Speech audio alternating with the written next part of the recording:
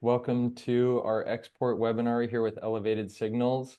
I'm joined by an awesome group of panelists, and there's a ton of chat right now around export markets and international markets.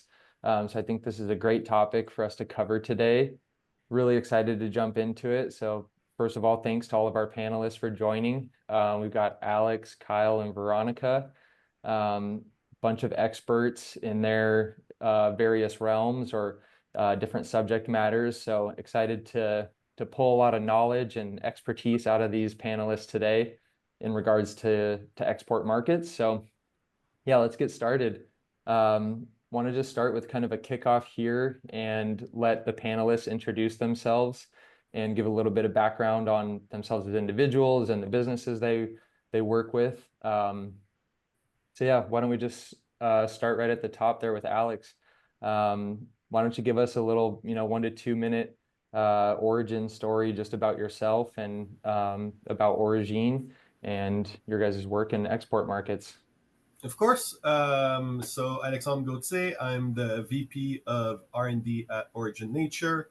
I've been in the industry since 2017. I started off with Aurora Cannabis, where we did the first GMP and the first shipments to Italy and Germany, then went on to Tidal Health Solution, and finally been at Origin Nature for the last 5 years. I had the chance to run everything from productions to being involved in sales, product dev, R&D, etc. And so I have a wide array of expertise in the entire production chain.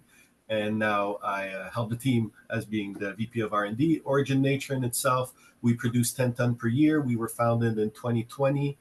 We're currently doing our phase 3, which is a GMP packaging plant. We had multiple successful shipments internationally, so in Germany, in the UK, in Australia, and in Kenya, thanks to some experts like Veronica. So we were lucky enough to get in at the right time. We went through the whole process and we got the money back in Canada, and we're happy to share our expertise with how to do international today. Awesome. Thanks for that. We'll just keep moving right around the circle. Kyle, why don't you give us a quick background story on yourself and your work in export and international markets? Yeah, my pleasure. My name is Kyle Tompkins. I started in cannabis in 2021. I began in quality assurance and international regulatory affairs for Natural Medco. I worked my way up through logistics and supply chain management and eventually worked my way to operations manager and then director of operations. Now I'm operating as an independent UGMP ops and packaging consultant.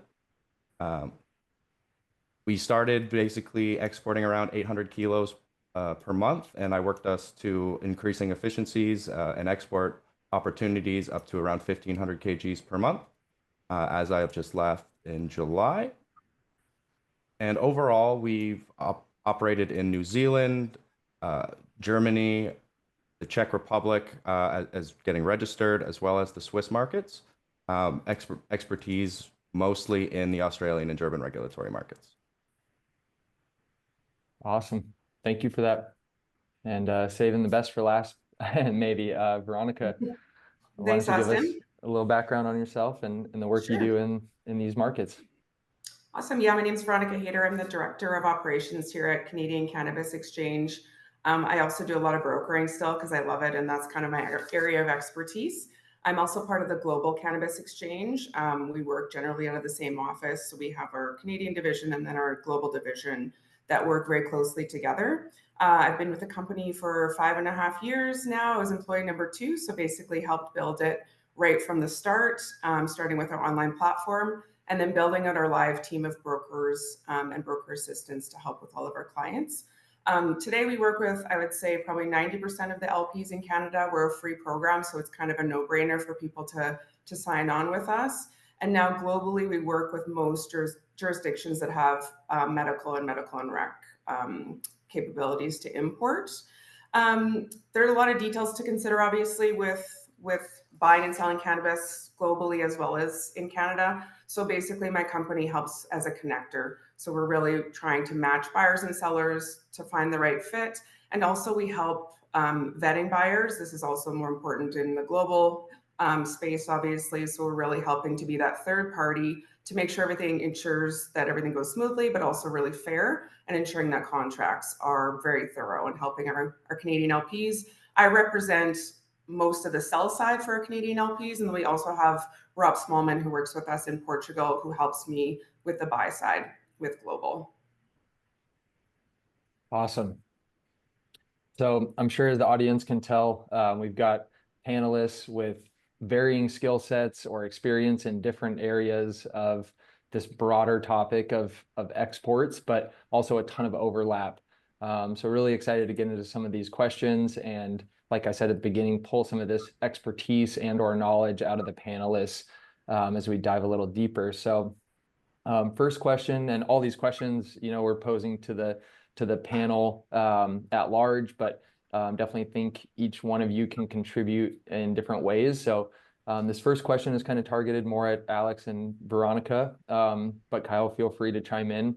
But something we kind of just wanted to start with at the early stage of this webinar is just kind of thinking about different business models and trade-offs in export and international markets in general. So question, just to kind of phrase it generally, is there's a lot of different ways that operators can serve export markets.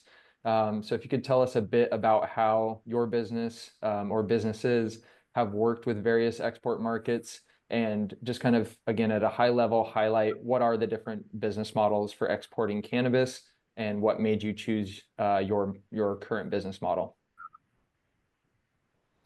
Sure, I can start with talking about the different certifications that groups can get. We have groups that are GACP, and we also work with groups that are EU GMP. So obviously 2 different paths that groups can take, 2 different lengths of time to get those certifications, and a lot more money involved with the EU GMP. So some groups opt to just have GACP, and then we can send it to an upgrader either in Canada or overseas. So that's one route.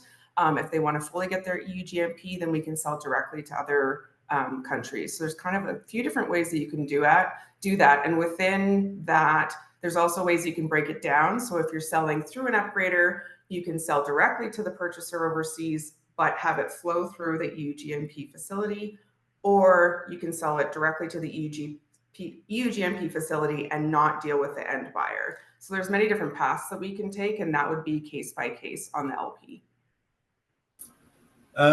In my case, so for us, it's more a vision of how to make the business profitable, of course, and how you're going to divide your avenues to liquidate the product that you're producing. There's, of course, always this avenue of being only a processor, if you can only acquire your GMP license and get some product, and as Veronica mentioned, be the transformation part. But as an LP that produce, you normally want to look at what's going to bring in the most money and what's going to stabilize you. Is it going to be your international sales? Is it going to be your Canadian wholesale? Or is it going to be your Canadian retail sale? One of those 3 should be what's keeping the lights on. And if you want to diversify, the others is basically the gravy.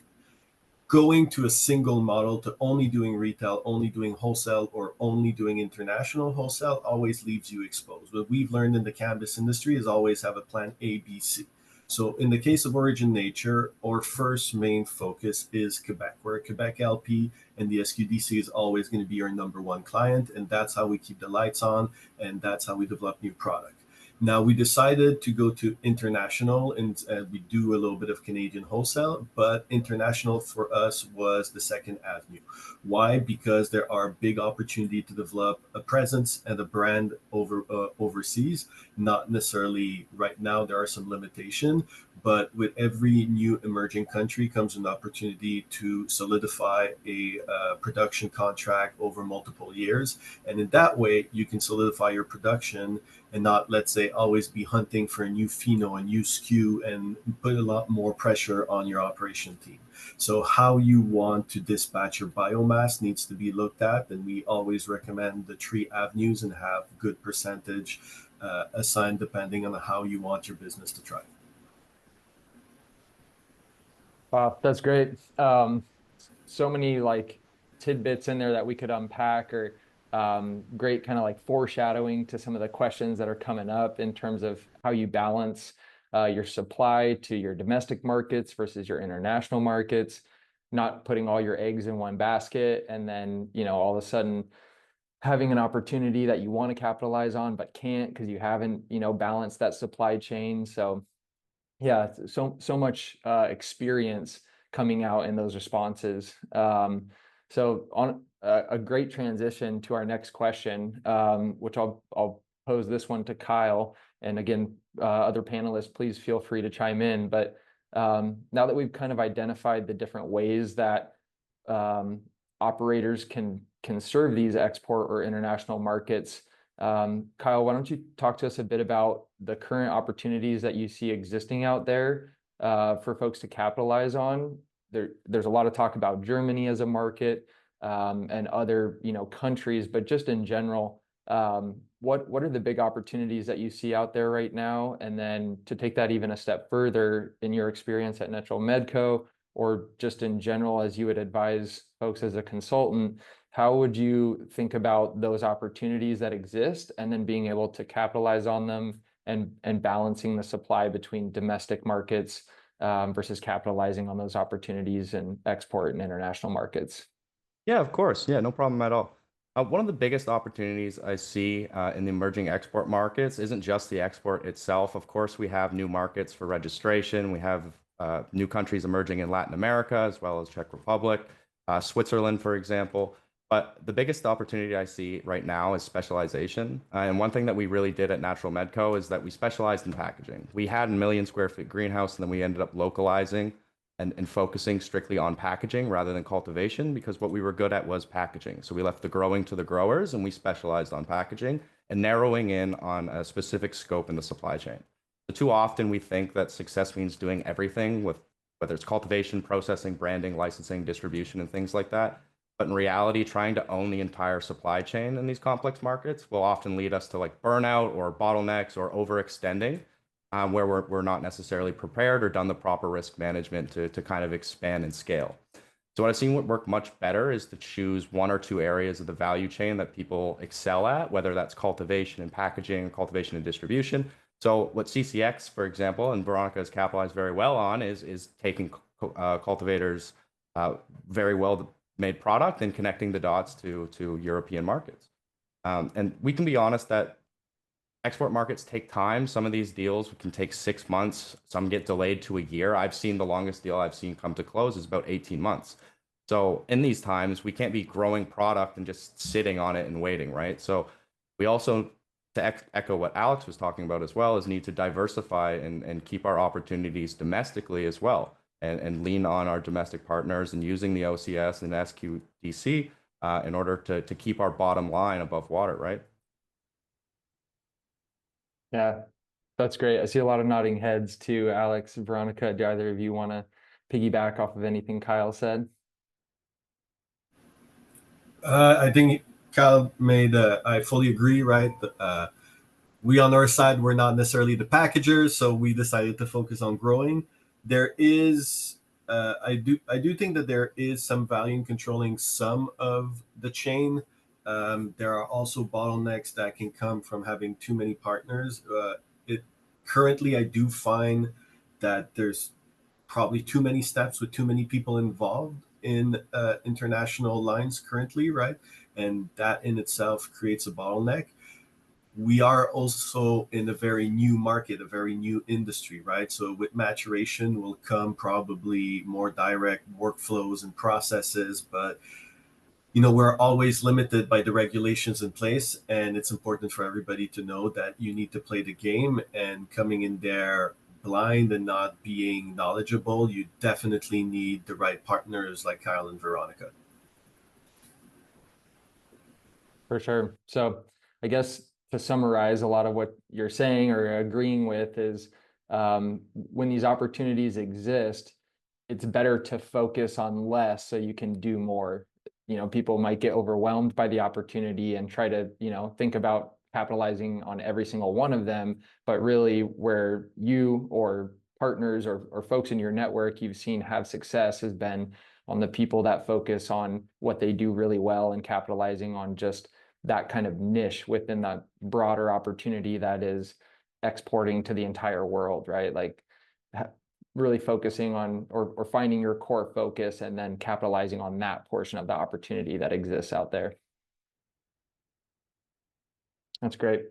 Okay, so we'll kind of move into like our next section, which we've titled high stakes decisions, which is, you know, all the different things that an operator or a business would consider when thinking about pursuing export or international markets. So this first question, I'll throw it back out there to Alex and Veronica. Our general question here is, should companies lock in a partner first before they look to move towards those export markets, or should they prepare on their own?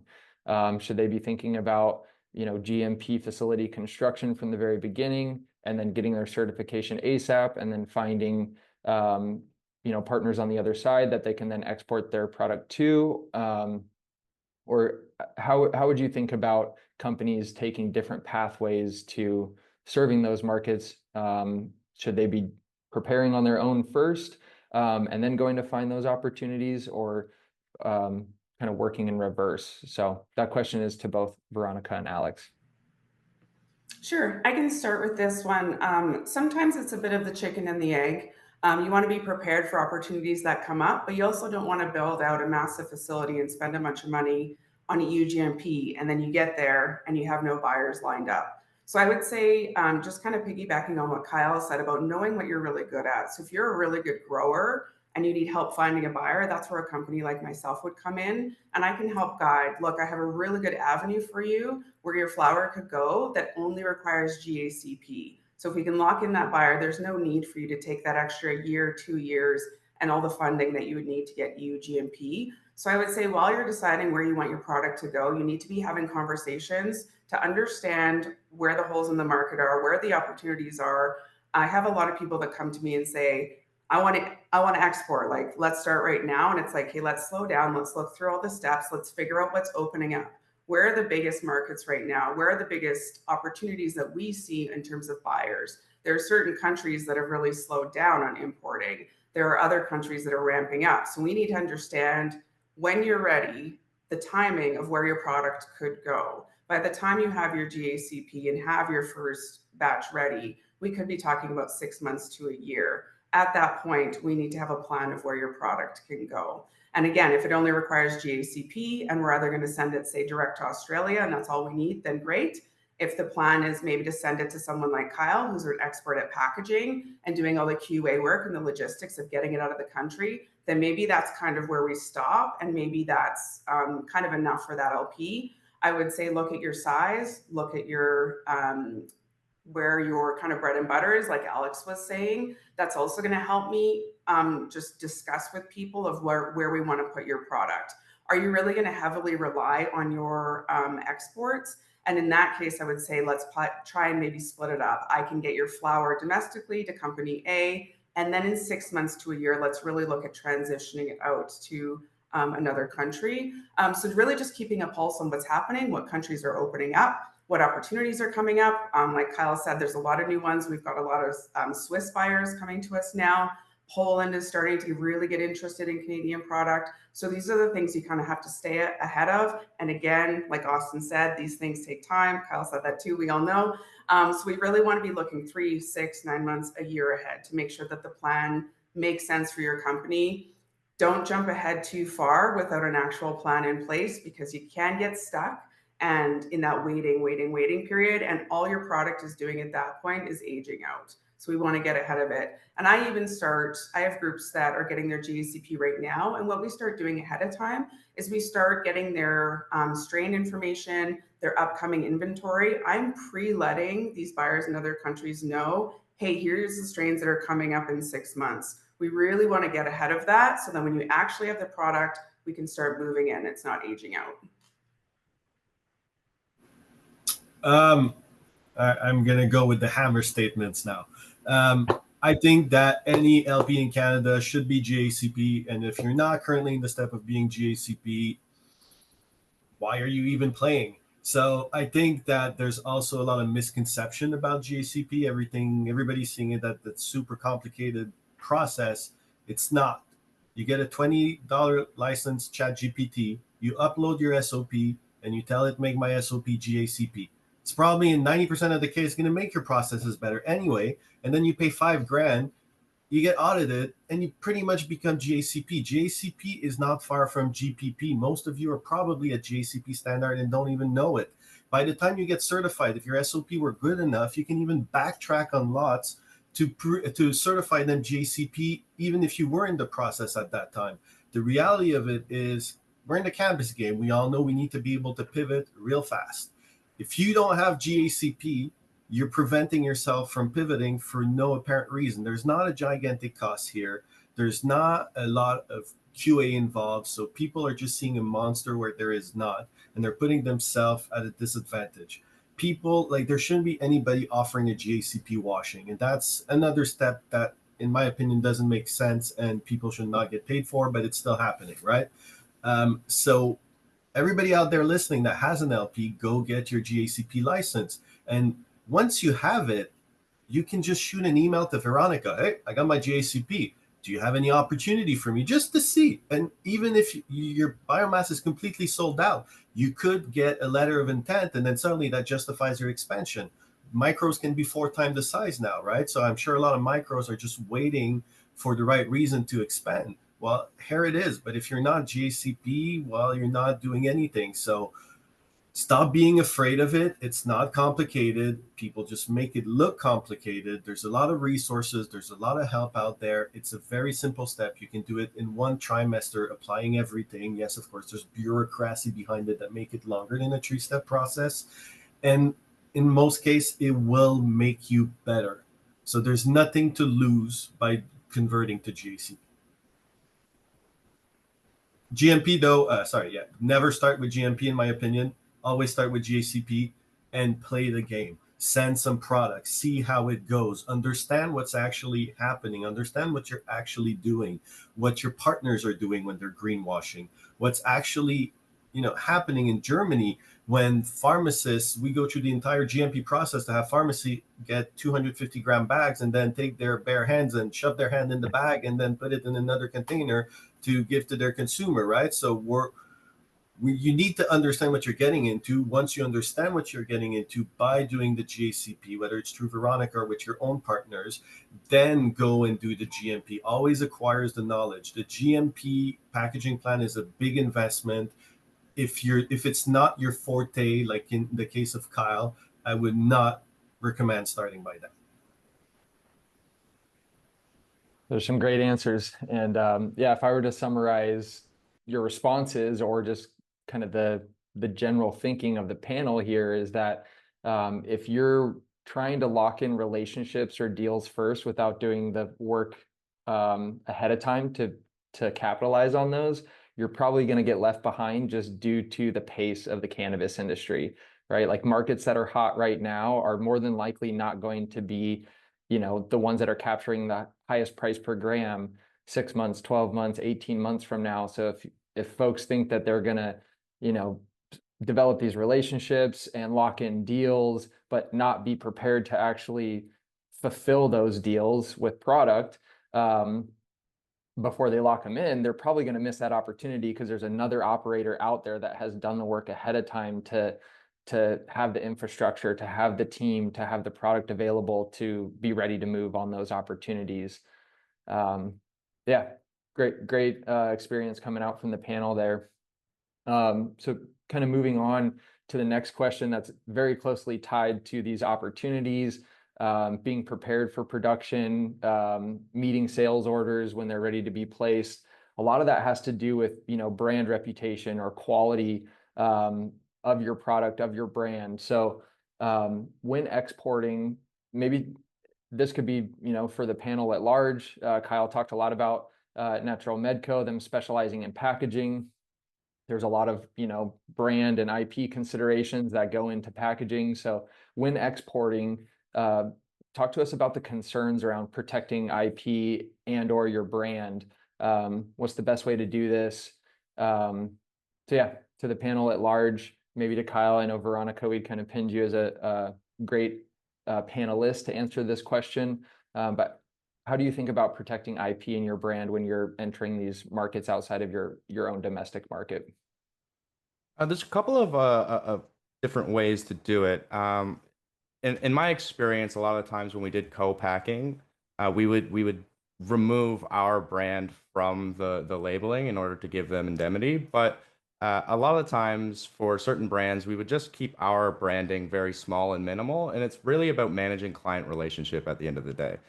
If I'm packaging for a client for a new client, it's generally about managing the relationship and the terms from the beginning, and managing expectations as we kind of go forward, and having those things set out in contracts within the trade quality agreements as well as the supply agreements. Because at the end of the day, those are the two things that are going to govern how the companies work together, especially when we're considering IP and branding.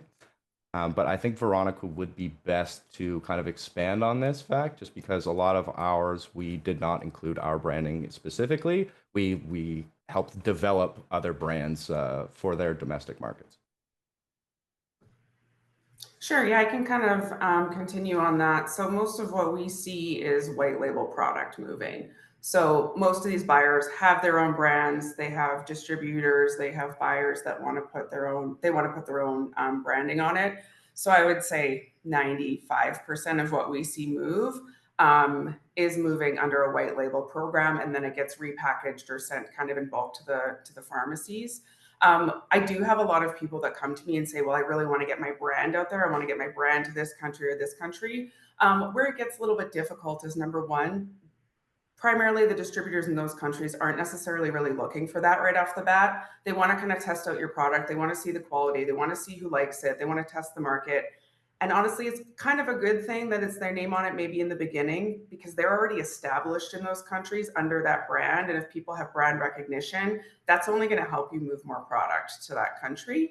What I will say though is that some countries and some buyers are open to bringing a Canadian brand over. Again, it's not that many that are interested, and usually when they are, it's in smaller volumes. So they want to do like a little test thing. I've got a Swiss company right now, for example, that wants to bring 3 to 5 Canadian brands over. They want to buy 5 to 10 kilos from each brand because they really want to see what the traction is when they bring in something new that people don't know it's from Canada. I like to think, everyone in the world has a really good opinion of Canadian brands, and I think they do in terms of Canadian cannabis, obviously in general, but it's new. So they want to kind of tread lightly. And I would say that's probably a good idea. Anybody that comes to you and says, hey, I want to bring your brand and I want to buy 500 kilos a month, that's a red flag to me right off the bat.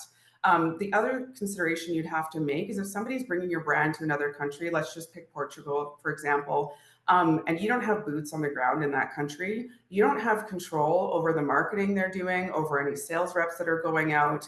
And something for me, having kind of built CCX and GCX, it's very important to me who's representing my company and my brand. And so I'd imagine if you've got this product that you've grown and put so much time and care into, you want to be sure that it's being represented properly. And if you don't have any people over there, you don't really have that control. And so, like Kyle kind of mentioned, those relationships and those partnerships are going to be really, really important.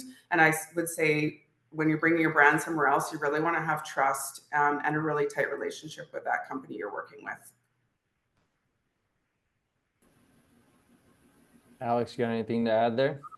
Well, I like looking at historical events, right, in the cannabis industry. And if we're all being very honest, there's not many brands that actually have value, right? Like most of the brand in the onsets of most legalization, they all crash. Or why they don't have the product behind it.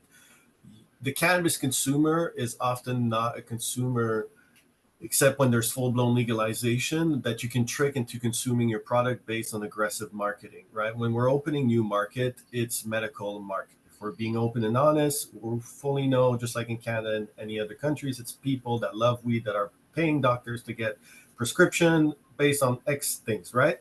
So they like cannabis to begin with. They have no loyalty to your brand. They don't care. They just want the right product. And that's how every market is established. So on the contrary, when you start in a new market, as Veronica said, you always send white label. You try the market out. If you're able to produce something consistently time and time again, then slowly you can start introducing your brand. It's going to be based on product recognition and the consistency of that product and nothing else. So you can't manufacture a brand American style really over there, right? So take the time to do it right. Um, People from Germany and from the UK, they don't go and look at what brand is amazing in Canada. No, they go look at product review. What's the strain? What's the flower?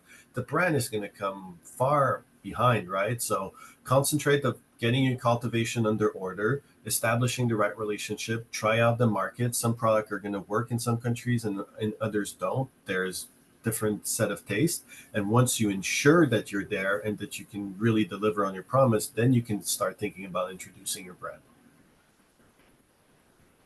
It seems like from your experiences across the panel, we keep coming back to like a core focus and like walk before you run, because I think a lot of people are seeing these opportunities, but they might overextend themselves or think that their brand that they've worked so hard to develop in their domestic market is going to capture the same kind of market share in a new market. But we see that time and time again, new markets take time to come online, they take time to mature. And so it kind of keeps circling back to this like idea of core focus. Do what you do really well, and the results will come. So I want to move in. Time flies by during these panels, and I feel like we could talk for hours about this because it is so exciting, and there's so much happening in these export and international markets. But I want to move into our next section, which we titled Hidden Realities. There's a lot of excitement and again, opportunity. People want to sell their cannabis for a higher price per gram if they can do it. But it's not all sunshine and rainbows on the other side of this. There's a lot of challenges to actually bring your product to a new market. So this one's more to the panel at large. Hindsight is obviously 2020, but if you could go back and do things differently, is there anything that you would change about your strategy to enter export markets? Were there any hidden costs or surprises that you encountered? Maybe talk to us about some of those challenges or lessons learned along the way. Yeah, so one of the things that we notice is that, yeah, hindsight really is 2020, especially when we're coming to exports. A lot of people will view exports as exclusively a sales channel, but you should really look at it as a full-scale operational model. You need to factor in things for cost, like radiation testing, because testing is going to be different from your general domestic testing. Testing is going to be variant between client to client, so 5.1.8B versus 5.1.8C for dry down, for example, with regards to German clients and their requirements. Thinking back, I would say managing timelines, like I was echoing before. A lot of these deals, again, can take 12 to 18 months at times, generally around 6.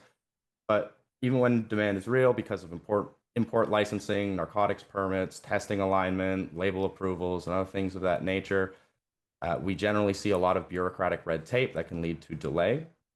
And then as well as with regards to hitting costs, there's a lot of validation and documentation that needs to be done when we're talking about export.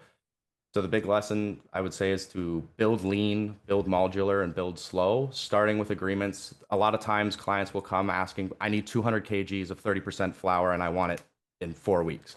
It's not possible, quite frankly. Import permit alone is going to take them 4 weeks for application, and then I have to apply for export permit. That's going to take another 4 weeks, right? So a lot of time we need to manage these expectations and start small and build towards these, kind of what Veronica and Alex both were saying earlier. If somebody wants 200 kilos, maybe we start with 50 just to see so that they can test the product. And that also for on the client side, that they're not buying 200 kgs. And then let's say they make 20,000 or 2,000 units out of that, 20,000 units. They're not sitting on 4 months of supply now because they haven't audited and seen the trend of their sales domestically either, because they're implementing a new SKU. And also, I guess, just don't assume that export is going to save your business or make you $1 million overnight. It's a long game. We need to build local revenue streams, create B2B partnerships domestically, and treat export as kind of a bonus until we prove it to be repeatable. Yeah, that's super key. I would say having a hybrid model, like Alex was saying before. I have a lot of clients that I work with where we sell about half their volume domestically and the other half goes internationally. And then if something happens, there's delays, all these things, I've got avenues domestically, people that are already familiar with their product as a backup when there's extra stuff that's maybe taking too long, or if a buyer flops. We've seen that quite a bit. A big thing is vetting buyers. We get a lot of emails and calls here at CCX from people claiming to be the next biggest thing. I'm going to be the next biggest importer into Poland. Well, not everybody can be the biggest importer into every country. So part of what we do is to try and help vet these people. And again, starting small, building the trust. Sometimes we see or hear stories about people that did consignment. I don't recommend that myself. I don't ever think that that's a good business model. You want to make sure that you've covered your costs. So at least getting a deposit, if not 100% down on the very first transaction with the group.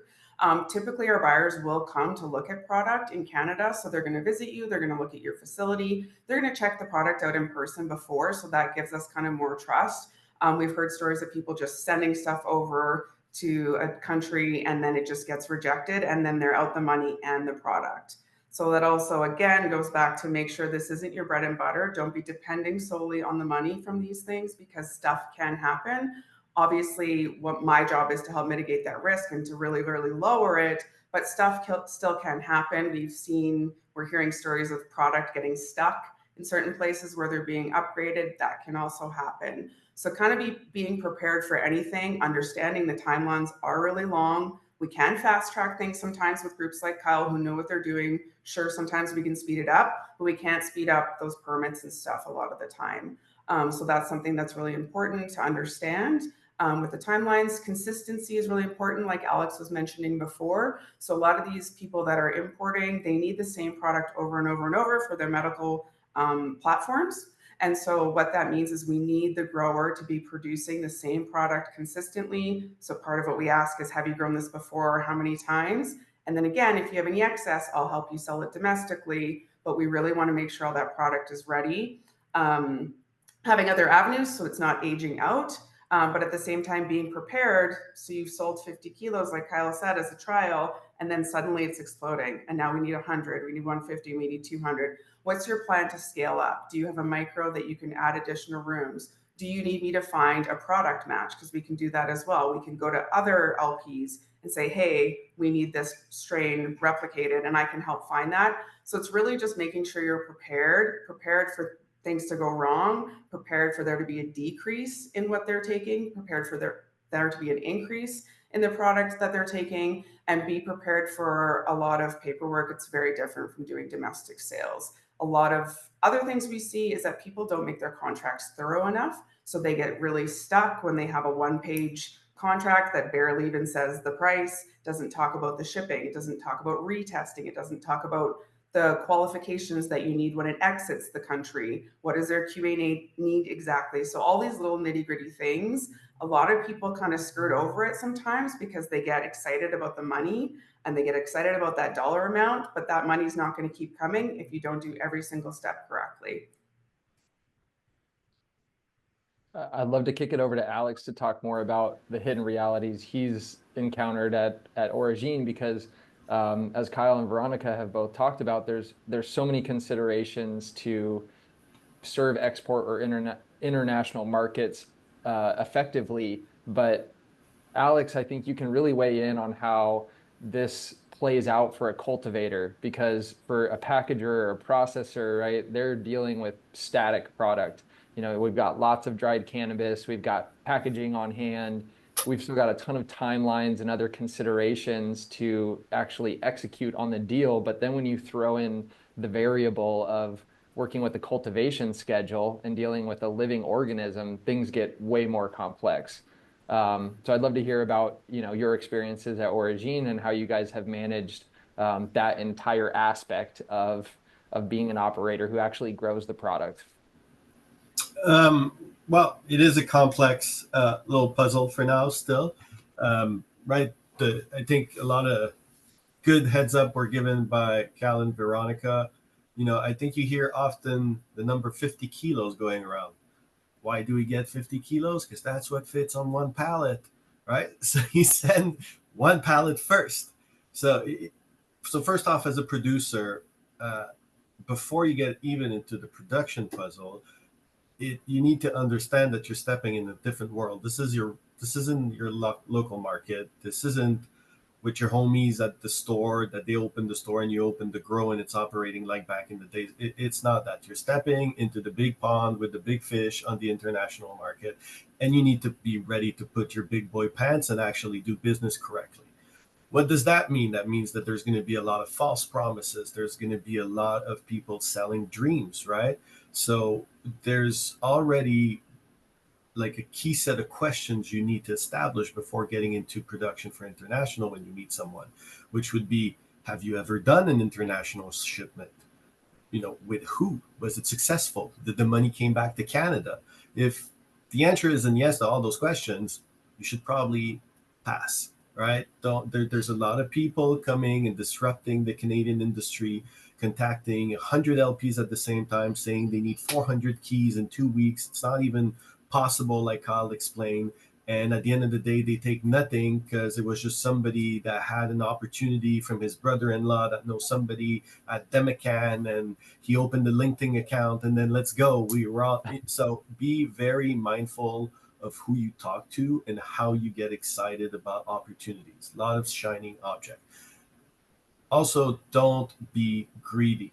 Stop trying to sell your product for the highest price possible. Sell it at a fair price where you can do repeat sales before trying to. This is not the micro LP game where we can do limited lot and send it to little store and try to get the most, or go see Veronica at CCX and tell her, oh, that's a special lot, try to get the highest price. But no, international is about establishing relationship. Now, once you establish and you have something that makes sense and you want to get into production, first recommendation is do it with a product that you're already in market in Canada, so you have stable production. You're not growing a new cultivar that if ever it doesn't work out or something happens, you don't necessarily have avenues, or by the time you get it back, it's 6 months old and then it lost $1 per gram value because it's old lot, right? So play on your strength. If you already have long-standing success with one of your cultivar in the Canadian market, that's probably a good bet to try to send overseas. If you have multiple LP competing with you on the same cultivar, they're probably overseas also. So establish your foundation, so when you produce, you always have an outlet for the biomass you're about to produce. If the permit doesn't come in, it's okay. We can flip that lot to retail. We got another lot coming in 2 weeks. Let's designate that one, right? So always have plan, again, A, B, C, D, because things are going to happen. If you're not willing to have people come to your facility to audit and check, don't bother also, because guess what? People need to come. It doesn't make sense for people to go through all that trouble and not audit your facility and going through the entire process. So if you want to be secretive, or there's some stuff that doesn't align and you're not exactly respecting SOP and you're trying to do it on the down low, don't play that game. It's not going to work. Now, there's also the being honest with your production. If for some reason you had a problem and the Hermie comes out in your room and you're not sure if the pollen sacs exploded and there could be some microseed, well, guess what? Designate another lot. Don't take the risk, because once you send it, it's going to be very, very hard to deal with if it's refused at inspection. Last but not least is when you start this process it's not an R&D project, but it should almost be classified as one, in the sense that all the capital, the biomass, the man hours that you're going to be putting into that should be capital or biomass and man hour that are expendable, in the sense that you can afford to lose. And that's why you start with 50 kilos, because it is a complicated game. Nobody has a real guaranteed solution and nobody has a foolproof solution. So take the time to do it proper. Make sure that your biomass will always find a home no matter what happens on the international side. And if you're going to international and going to be designated most of your growing capacity to international, sign contracts, 2 years contract. And if they want to break the contract, it's 6 months ahead of time, heads up, right? And same thing for re-signing. So ensure that you're locked in with companies that have financials that make sense. There's a lot of people that can open little companies, and then if they default on the legal agreement, well, there's nothing left to sue, because then anyway, there wasn't much to start with. So make sure you know who you're dealing with. make sure you're locked in and always have plan A, B, C for your production. This is great.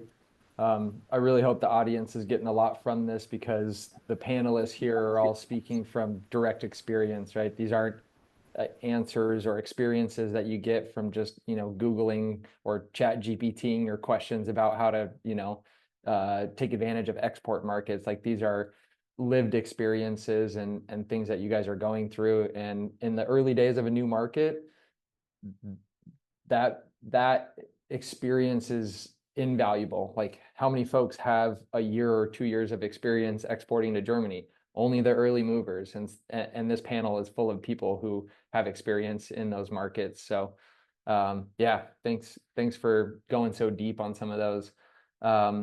I want to just kind of time check us because I want to leave 10 minutes at the end for some Q&A from the audience, and appreciate you guys already chiming in and answering some of those questions from the audience. But our last section was common pitfalls, and I think we already started talking a lot about some of those things in our hidden realities section. But are there any other mistakes that either you guys have experienced or you've seen folks in your network, customers that you've worked with, Veronica, that we haven't touched on that you would want to, chat with the audience a bit about now and just kind of offer those learnings? Any common pitfalls or mistakes that you've seen that we haven't yet discussed? I think we've kind of really covered a lot of them. Biting off more than you can chew, high risk, high reward. So you've got to make sure that you have the funding if something flops. That's really a big one. I've seen people wait months for money and then almost have to close their doors because one deal didn't go to fruition. And we all have to be able to pivot, and that's part of my expertise. Is okay, this doesn't look like it might be working out. I'm already starting to work on plan B, plan C sometimes. You have to be able to do that. You have to be malleable. You have to be able to come up with new ideas of what we're going to do. And a lot of people I talk to, once we go through all these steps, A to Z, of all the different things from growing through packaging, through finding buyers, vetting buyers, sometimes they might end up thinking like this is way too much for me, and that is totally okay. I've got a lot of groups that export, so if you want a path just to sell domestically to someone like Kyle or another group that packages and ships it off, then that's totally fine. So I would say, like, know your strengths and don't try and do too much, like Alex kind of touched on before, and Kyle I think said that too. Some groups have the capacity, like Alex's group, they're a big organization. They have the ability to grow, to do all these things, to talk to the buyers directly. Not everyone can do that. And again, just be careful of shiny things. If it seems too good to be true, it probably is. I'm always open. My time and my expertise is free. People are able to contact me at any time just to have conversations about different markets and different buyers, and I can help kind of guide on those paths, because my goal is to make sure that Canadian LPs are taken care of and represented properly, no matter who you are. I want Canadian product to reach the world and just make it better for everyone. So I'm here to help people not make these mistakes of signing into 100% on consignment and covering the shipping, and then it gets lost in the ocean. Well, you're never going to find it, and no one, how are you going to go get your money, and how are you going to go get your product? You're not. It's gone. So we really want to mitigate all these risks, and again, just making sure QAs are discussing every little detail about the testing and the packaging and the stability on the packaging and all those little things that are so important. So I would say really try and partner with somebody who knows what they're doing and that has done this before, so you don't find yourself in a situation that we've seen kind of happen before. Kyle, Alex, anything to add there in terms of pitfalls, mistakes, experiences that we didn't yet touch on? One lesson I learned wrap this section up. pretty early in my career doing export is the difference in I would say German or European and Australian payment terms and their comfortability versus what we're generally comfortable with here domestically. So generally we're either cash on delivery or net 30 here in Canada, while a lot of the times German or Australians will be pushing for well above net 30, net 45, even to net 60 I've seen. So just kind of trying to ensure that we manage the risks for payment terms as well. And that can be doing 2 POs up front, 50% terms, for example. So that at least your first PO, at least your first order is completely covered with regards to expense, and just doing flexible business practices, basically, just as Veronica and Alex mentioned previously. Yeah, and I can add on that as well. We can do things like EDC insurance. So there's different safeguards we can put in place as getting insurance. We also have an escrow program. So if the buyer is new and they're not comfortable giving 50 to 100% directly to the seller, we can put it in an escrow account. The seller has confidence they actually have the cash, and we just hold it in trust and holding it to the product lands. So there's different things you can do if they absolutely won't do or can't do 100% down on the first shipment. Obviously, that's best case scenario, but it's not always possible. And the trust sometimes has to be there. So there's different ways we can work around that. I would end on a more positive note. I would say the actual only real pitfall is for people not to get into international. There's such a gigantic cake out there to be taken. There's so many countries coming on board. You're doing yourself a complete disservice by not exploring the international and not trying to divert some of your production to international, especially when we compare it to some provinces like OCS, where you have data deals, you have other paybacks. It's a pay to play, so much marketing, so much sales rep. There's 3.5 at $18 between 28 and 34% THC. Like, honestly, to some extent, we find that international is an easier step than going to most province in Canada, but it requires a certain dedication. And instead of being street smart, you need to be more book smart and data smart. So it's for some company, it requires a pivot, but honestly, the only pitfall is not trying it out and not setting yourself up for success by having some of your revenue coming from international sales. Awesome. Well, I want to open it up to some Q&A. We've had some great questions submitted. And again, thanks to the panelists here for already, chiming back in and answering some of these questions. But yeah, just as like a future outlook for cannabis export, are there any opportunities out there that we didn't touch on?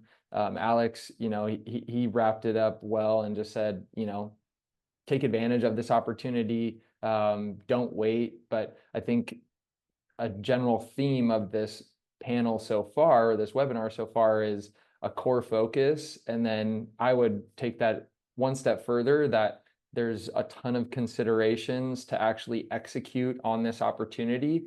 And so it's extremely valuable to find folks in your network or even folks on this panel to connect with so that you're making the right decisions early on. Because there's a ton of people with experience in these markets. And so folks don't need to repeat these same mistakes.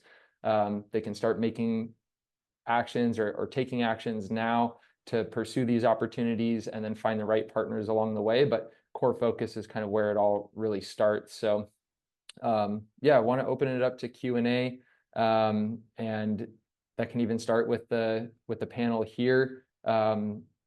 Is there any, anything to consider in terms of what we're looking towards in these international and export markets? Where do we see additional opportunities that exist? What's our outlook towards these markets as a whole? And yeah, does the audience have any questions that haven't yet been answered in kind of what we've been wrapping up with?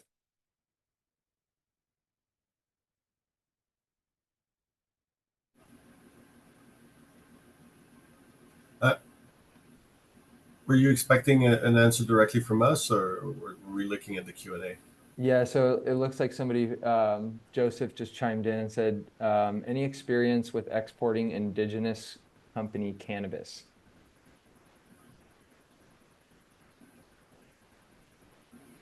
As in product that was cultivated owned by an indigenous individual, yeah, or I a company believe so. like if we're talking about gray market product, no, I've never exported any product from any sort of indigenous company or reservation. I haven't myself either, definitely not directly overseas. I believe we have potentially done some purchases domestically where then the product was shipped. But I'd have to look into that to confirm. Definitely open to looking into it though. That's something that we would look at CCX. Cool. Next question was, how is the demand for extracts versus flower? From my perspective, it's quite a bit smaller, just not every country allows them yet. So it's definitely something though that's up and coming. We kind of see things as they start and as they climb. So we're starting to get more inquiries on EU GMP extracts to be put into capsules. I know we've started conversations with some of those pouches for different countries. So as they start opening up just from flower, we're starting to kind of see that uptake on people getting going. One of the things, again, I would say there is if you're kind of dabbling in that market, really understand the regulations. Because again, sometimes the buyers actually don't understand them themselves, and they might be hunting for a product that's actually not even legal in that country yet, or even understanding like the hardware has to come from this, it has to be this type of certification, those things. But it's definitely coming up as more countries open up. Awesome. I would say, yeah, understanding the regulation is like, for example, vape carts in most country need to be approved as a medical device because we're looking at a medical market. Trying to get a vape cart approved as a medical device is not easy. You're not gonna. There's some people that can do it, right? Like in Australia, I know it happened, but that's basically why it's so slow. We get the dry flower to be certified, sure, but then when you move into extract and you present that to certifying bodies that are going to allow this or not, it becomes a whole other level for them, right? So for, let's say, a doctor to be, I think, even legally able to prescribe a vape, it needs to be certified as a medical device. Medical device often means you can't. Every pull needs to be the same, or you can't take a pull every X amount of time to prevent overdosing. So there needs to be like a trigger in between pulls, and it makes it just very, very complicated. And thus, it's often easier to wait for regulations to change than to try to develop that medical device. That's great. Um, Sounds like that could be an opportunity out there, right? For all the extract producers, these markets might not necessarily be ready to take on your products, but as markets mature, they certainly will be. They'll follow a similar pathway that we see mature markets in Canada and the US. As those markets mature, that they'll be ready for those types of products. So that could be an opportunity out there for extract producers to start doing the legwork now, to be ready to capitalize on that opportunity when it comes around. I skipped over one here at the beginning, which I don't want to leave Curtis hanging. So he said, can you guys talk about the differences in market demand for quality, THC, etc.? My experience has been that I'm able to get a better price for my quality than I can domestically. What are you all seeing? The pricing is definitely better for exports because there's kind of an understanding of that there's going to be more work that needs to be done for exporting products. So international clients will generally pay kind of a higher premium. But we're suffering from the same thing internationally as we were domestically, in that THC equals dollar signs right now for a lot of the time. So higher potency strains will generally command a higher price point. But what I've seen most successful in Australia as well as Germany has been consistent bag appeal. We're getting consistent visual profiles, consistent terpene profiles. It smells the same every time I package it. You can look at basically any international SKU, whether it's on Reddit or through a proper review channel like Australia Canna Reviews, and you can see how patients are responding. A lot of the times you'll see that the products and SKUs that have the highest rating are just the most consistent, quite frankly. They taste the same on batch to batch, they look the same batch to batch, and their potency is consistent batch to batch. Awesome. I Yeah, and know I we're would at time. second that as well. And a lot more people are looking at the terpenes now, which is obviously great to see, especially medical professionals looking at the terps and the effects that it has on their patients. And again, just the consistency, because they want to be able to prescribe. The pharmacist wants to be able to know that they're handing out the exact same thing, and then you kind of just get repeat purchases because of that consistency. There's not a lot of switching like we do here in Canada and the US of the hottest new thing.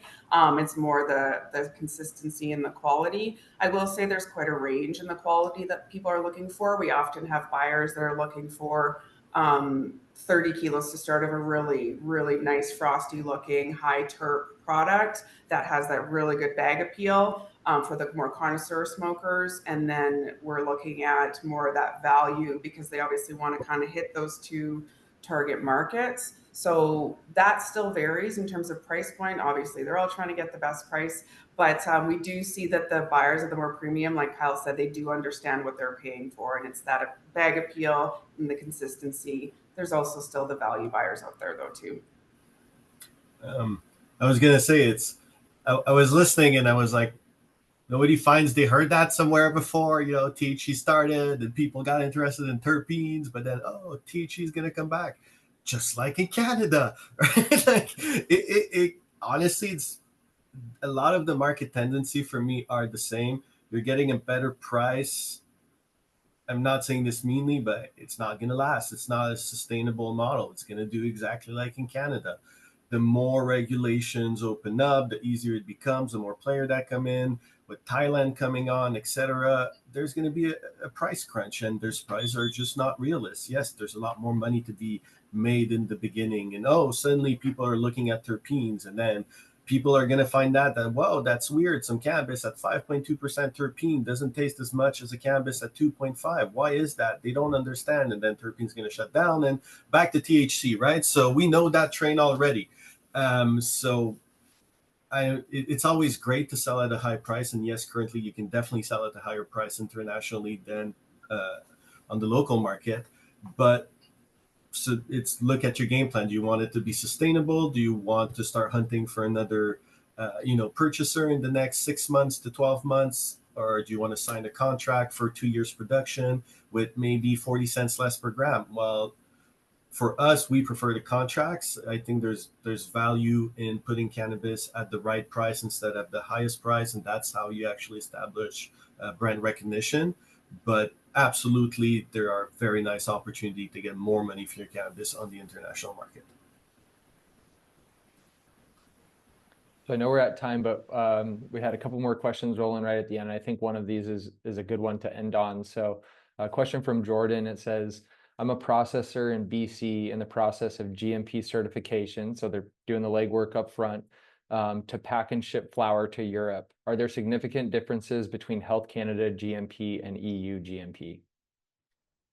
Yeah, there's a considerable difference. EU GMP covers a much wider range of pharmaceutical products, everything from Schedule 6 to Schedule 8, and depending on your personal designation, because you can get EU GMP for packaging, you can get EU GMP for cultivation, you can get different designates based on your EU GMP license, right? So EU GMP for opposed to Canadian GMP are two very different things. What the WHO would consider an equivalent to a Canadian GMP to EU GMP would be Canada's DEL, which is very rigorous and a much harder licensing to get in comparison to EU GMP.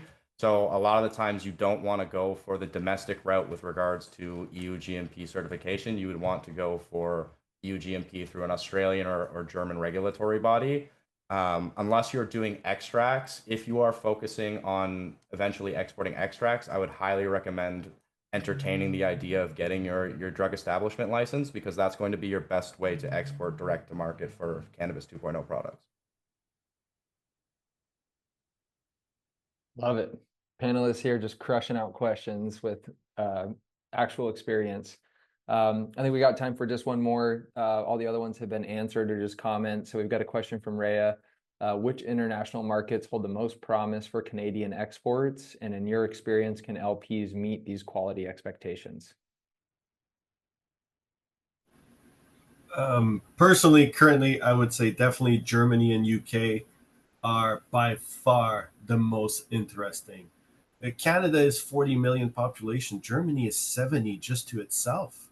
We're talking way bigger amount of people that can have it. And like, you need to go to Germany to understand. There's like, oh, it goes from pharmacy. The pharmacies are coffee shops now. There's pharmacy that only do weed, because guess what? When they buy the weed, if nobody comes and asks for it, well, they're stuck with a kilo of weed. So pharmacists are not drug dealers. It's a pretty wild world in Germany right now, and there's a very wide access, and things are going to pivot. Establishing yourself in Germany and UK and having recognition and starting to build your brand. The best example is Lot 420, who's doing an awesome job. Like, they're probably the most recognized brand in Canada, you know, on the international level, and they're very small, right? They're not producing 10 tons per year.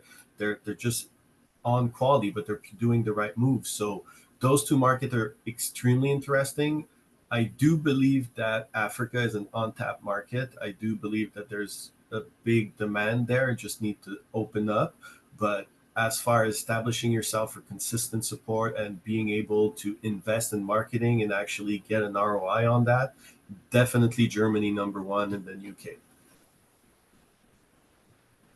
Yeah, and I can just comment on what we kind of hear in terms of quality. Cannabis is still held to a very high standard all over the world. We are world leaders in that still, which is amazing. Just being in Berlin a couple months ago, so many people asking about Canadian producers, and we work with growers in other parts of the world. So we have growers in South Africa, Colombia, all these other places, and we have done transactions from those countries. And the feedback is the quality is just not there. So I think in terms of what Alex was saying as well, when you're looking for a contract, 1 year, 2 years, I think it's important that we look at that longevity, because while our quality is still quite a bit better overall than these other countries, eventually they're going to get better and their technology is going to get better and their labor is cheaper. So we kind of have to keep a pulse on what those people are doing. But I would say at the moment, Canadian cannabis is still held to a very high standard around the world.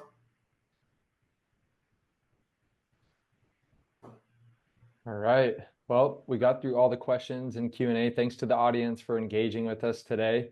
I guess if I was just to, summarize this, a very key theme or common theme that came out here today is a core focus, like businesses focusing on what they do and doing that very well, and building slow as they look to capitalize on these opportunities that oftentimes can shift very quickly. But you really have to do the legwork up front and have a core focus, a core product, consistent quality. You have to be doing all those things right before you're ever positioned to really take advantage of these opportunities.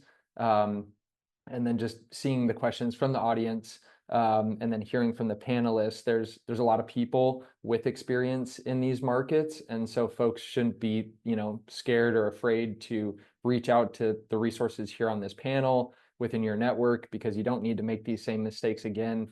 There's early movers in these markets that have already learned these lessons and gained this experience. So yeah, thanks to everyone for tuning in. Thanks to the panel here. Really appreciate you taking some time out of your day and just being open and honest to share these experiences with the audience. So it's been a fun chat on exports. And yeah, thanks for tuning in to another Elevated Signals webinar. Appreciate the time, and thanks again to everyone who joined. Thanks, everyone. Thanks, Have a great day. Thank you. Thanks, guys. We'll see you.